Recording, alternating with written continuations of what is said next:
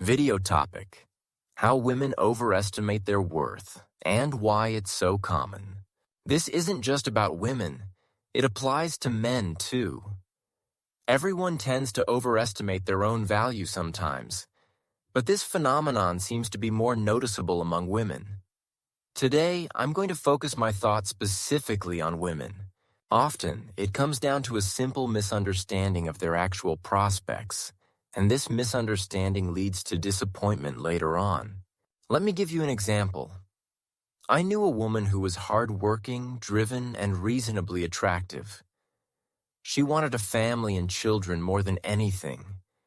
She worked with another woman who, on the surface, didn't seem any better than her, maybe even a little worse. But this other woman had it all: a husband, 2 kids. So it makes you wonder, why does one woman have a husband while the other doesn't? It's a genuinely interesting question. On the surface, these 2 women didn't seem all that different. But if you dig a little deeper, you start to see the real differences. So, the woman who had a husband and children grew up in a 2-parent household where the father was the head of the family, and motherhood, in general, was seen as a noble pursuit. The other woman grew up with only her mother, who constantly talked about how her father was a bad person. Essentially, she poisoned her daughter's mind against the father who had abandoned them. And in reality, this mother was unhappy and constantly played the martyr, sacrificing everything for her daughter and constantly denying herself. This is the colossal difference between the 2 women. It's a difference in their programming, the deeply ingrained mindset embedded in their heads. One woman ended up with one type of programming, the other with a completely different kind. One girl saw a functional family with her own eyes, so for her, family means happiness. The other saw her own family as a source of pain and suffering. That's exactly where the problem lies. Many women are incapable of objectively understanding what comes in their base model package, so to speak. For instance, they want a man to give them gifts, but they've never seen their own face in the moment they actually receive one. When a man genuinely gives her a gift from the bottom of his heart, she might feel complete indifference, or sometimes even dissatisfaction because the gift wasn't exactly what she pictured. For example, the iPhone 13 isn't the blue and white one, but she specifically wanted the blue one. Or you just get a confused look.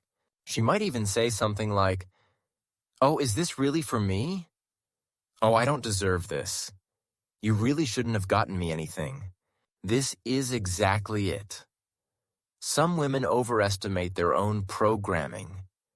They base their expectations on some idealized societal image of a woman who is deserving of a good life, of respect, or even of self-sacrificing devotion from a man. She's simply convinced that this is normal and expected, when in reality, her behavior comes across as completely unreasonable and unacceptable. Furthermore, women can overestimate not only themselves, but also the men they're with. Everyone knows that women don't want to see weakness in the men beside them, especially a lack of self-confidence. A man is supposed to be strong in spirit, a provider of all sorts of goods and perks. But in reality, the male half of the population, I'd even say the majority of it, isn't made up of the superheroes she's seen in movies. They are real, living people with their own psychological issues and various flaws.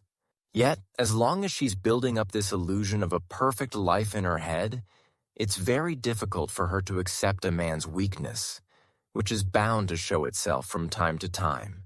And another crucial point, in our 21st century, you can't avoid the internet.